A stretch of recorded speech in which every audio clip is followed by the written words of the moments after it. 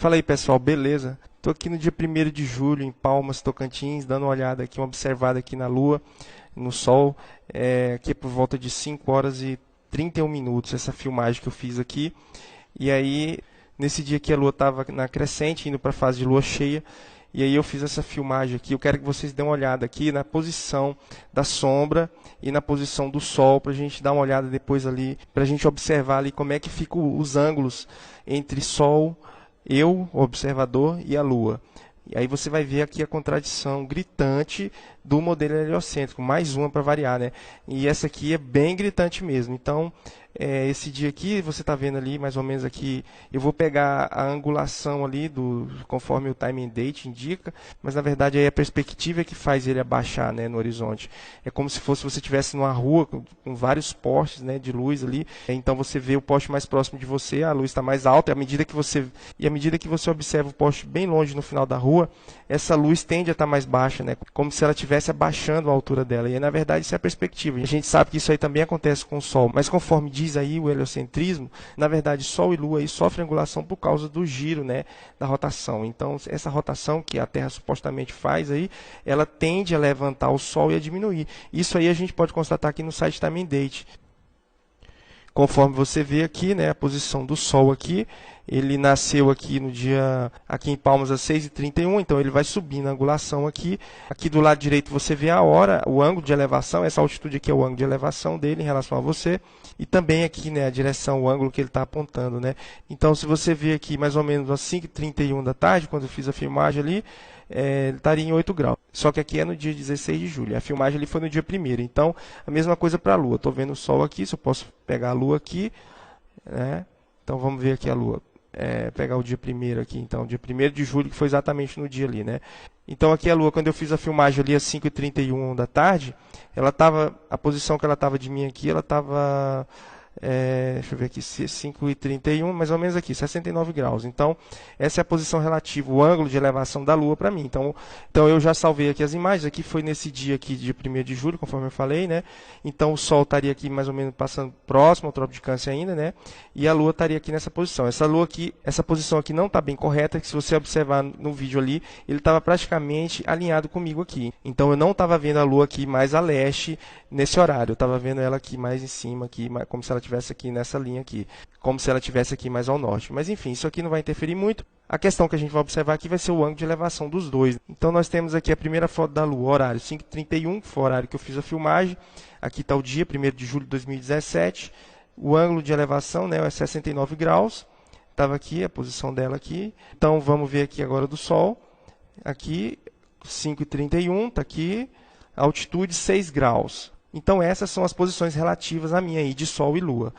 Bom, diante disso aí, gente, se você observou bem aqui a filmagem entre o Sol, Lua, quer dizer, essa posição relativa de Sol, observador, que sou eu, e a Lua, isso aqui não tem como fugir do sistema heliocêntrico, porque ele dá realmente o ângulo. Conforme a Terra vai girando, vai criando um ângulo entre você e o Sol e um ângulo entre você e a Lua. Isso aí o Time and Date mostra, faz parte do modelo. A gente sabe que o Sol mantém a mesma altura, né? Ele não abaixou, não subiu nada, ele mantém a mesma altura, apenas ele se afastou de você e então ou se aproximou, e aí a perspectiva aliada à refração aí vai produzir essa ilusão de que ele está descendo, né? Mas na verdade ele não está descendo, ele está na mesma altura, apenas é uma ilusão em que a perspectiva faz com os nossos sentidos. Então, observando aí, a gente tem aí a filmagem mais uma vez aí, observador, Sol e Lua, tá? 6 graus para o Sol, 69 graus de mim para a Lua, né? Conforme está ali, você vê a posição da sombra aqui, que é o mais importante, que você tem que prestar atenção aqui.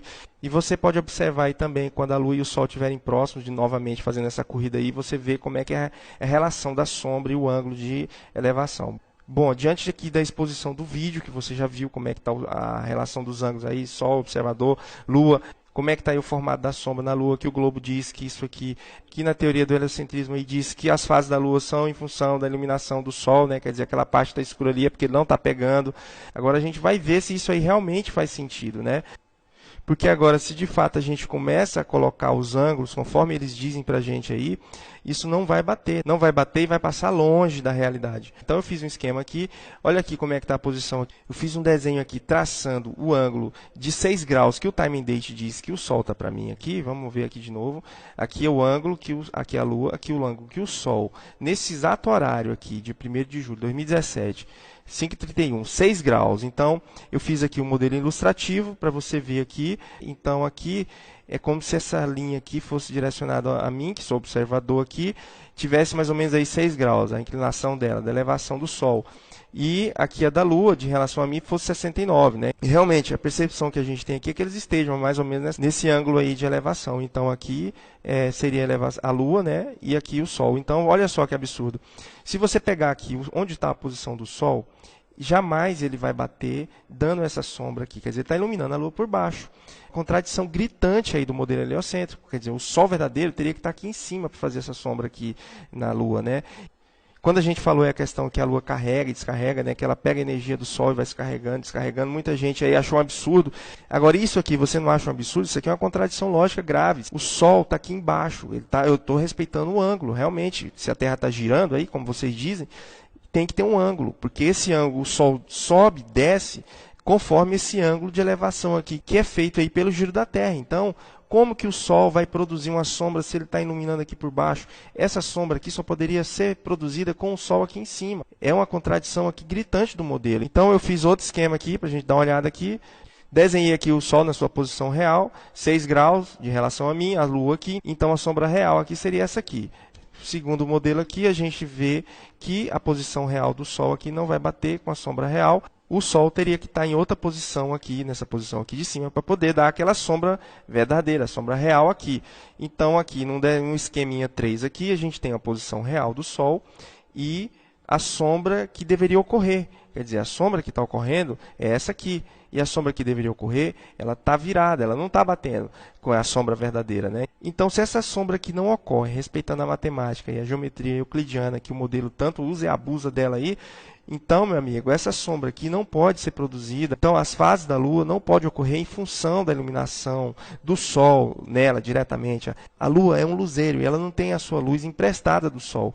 Ela tem outra fonte de energia que é desconhecida. A gente fala aí que pode ser descarrega ou um descarregamento em função dela estar perseguindo o Sol aí, ele andar mais rápido que ela. Isso aí a gente está em fase inicial de estudo, não é nenhuma afirmação certa ainda. Mas podemos observar aqui de forma clara que o que nos contam aí, que as fases da Lua aí vêm em função da luz do Sol, não está batendo. A geometria aqui está dizendo que não é assim. Então aqui, mais uma vez, a gente tem um princípio de contradição da lógica aí sendo ferido gravemente. Vemos aí o Sol verdadeiro produzindo uma sombra falsa e um Sol falso produzindo uma sombra verdadeira. Quer dizer que as fases da Lua não é em função disso, gente.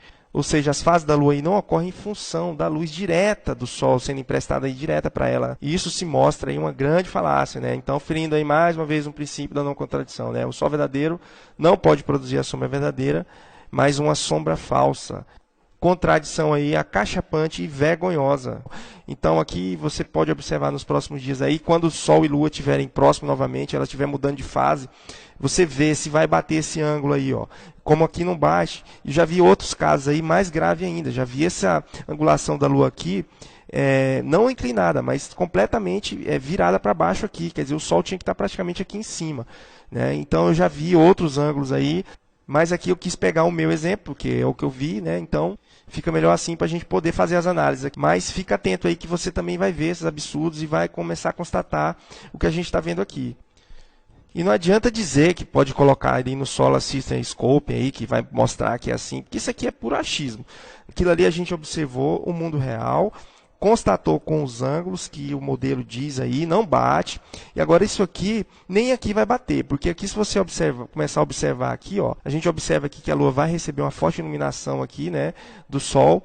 Eles vão dizer aí que você está vendo mais ou menos aqui, como eu estou aqui no centro do país, aqui do Brasil, né? Então eu estou vendo de lado aqui, né? Mas olha esse Sol aqui, ele ilumina Netuno, Plutão, né? Que é homenagem a Pluto e o cachorro do Disney. e ele não consegue iluminar, preencher esse pedaço aqui da Lua, né? É um absurdo total essa teoria aqui, mas enfim, eles vão dizer aqui que você está vendo esse lado aqui. Falam aí que a gente tem fracas suposições sensoriais, né? Mas o que que eles fazem com isso aqui? Dizer que isso aqui vai explicar alguma coisa de fase da Lua. Isso aqui não explica nada. O que está me explicando ali é o mundo real, aliado aí aos ângulos e às retas que eles mesmos dizem que é assim. Então, mudar ângulo e mudar a reta não tem como eu mudar aquilo ali. Aquilo ali é o que a matemática está dizendo, e eles sempre usam a matemática. Então, a matemática está mostrando uma contradição grave aí do modelo. Então, esse programa aqui, eles fazem aqui, o Solar System Scope aqui, né, está dizendo aqui que a fase, eu coloquei aqui no dia 1º de julho aqui, 2017, mas isso aqui não prova nada, isso aqui não está dizendo nada. O que está me dizendo ali é o mundo real e o ângulo não está batendo. Aqui, ó, se ele me falar aqui que eu estou vendo aqui a metade, porque eu estou nessa posição aqui, então eu não consigo ver o outro lado, quer dizer, por achismo. Se eu colocar o ângulo aqui, vai furar do mesmo jeito, porque ele tem que iluminar ela por baixo aqui. E é o que ele está me dizendo ali. Ou seja, aí 6 graus aqui por baixo e 69 por cima. Então, quando você coloca ali na angulação, que tem que dar de fato, não vai bater, está furado. Então, não adianta você olhar aqui e achar, eu estou vendo aqui, eu estou vendo de lado aqui. Sim, mas ali está de lado, mas o que manda é o ângulo, meu amigo. Que a gente tirou ali 6 graus do timing date, né? E depois aqui 69. Então esse ângulo aqui é que manda. Ele está mirando aqui embaixo, ó, não tem como mudar isso aqui não. Ele está pegando ela aqui por baixo, então isso aqui está totalmente furado. É mais uma prova aí que não é assim que funciona. Os luzeiros que Deus colocou para marcar o tempo, para iluminar o dia e a noite, tem as suas características próprias aí, que eles negaram, né? Para escamotear a Sagrada Escritura, a verdade, e a gente sabe aí que a Lua tem as suas fases em função de alguma coisa aí desconhecida. Pode ser esse motivo aí que a gente falou no outro vídeo, que é o descarregamento dela aí, ou o carregamento, que faz muito mais sentido. A percepção que realmente a gente tem é que ela tem a luz dela própria. Quando você vê ela surgindo na noite, aí você vê que o Sol já não está mais ali. Não faz mais nenhum sentido aquela luz forte que ela tem ali, né? Que você vê que sai de dentro dela, está vindo do Sol, que nem mais está ali, né? Para dizer que ele está vindo ali de trás da curvatura, né? Mas essa luz estaria passando aí sobre você, atingindo a Lua, e você nem estaria vendo ela, né? E se você pensar bem aí na massa que eles dizem que o Sol tem, né? Que ele faz o dia ali em Saturno, em Urano, né? Quer dizer, essa luz seria tão forte que a nossa noite teria que ser uma penumbra. Quando você vê uma noite realmente escura de fato, aquela noite que não tem lua, não tem estrela, quem já foi em fazenda e dormiu em fazenda numa época dessa assim, você sabe que o breu é forte, você sabe ali que a escuridão é total. Jamais uma curvatura poderia fazer tamanha escuridão de um Sol que tem uma massa gigantesca, que ilumina, que consegue fazer o dia lá em Urano, lá em Netuno. Então, fica a dica aí para você observar. Quando Sol e Lua estiverem próximos, né, que eles vão fazendo a corrida aí, que eles vão circulando aí sobre a gente, e você vai poder ver o que eu vi aqui também, observar essa questão da posição, esse ângulo que indica como é que seria a posição do Sol em relação à Lua, conforme o modelo heliocêntrico, que não bate, porque você já viu aí que não bate. Tá bom, gente? Então um abraço para todo mundo, fica com Deus e tchau!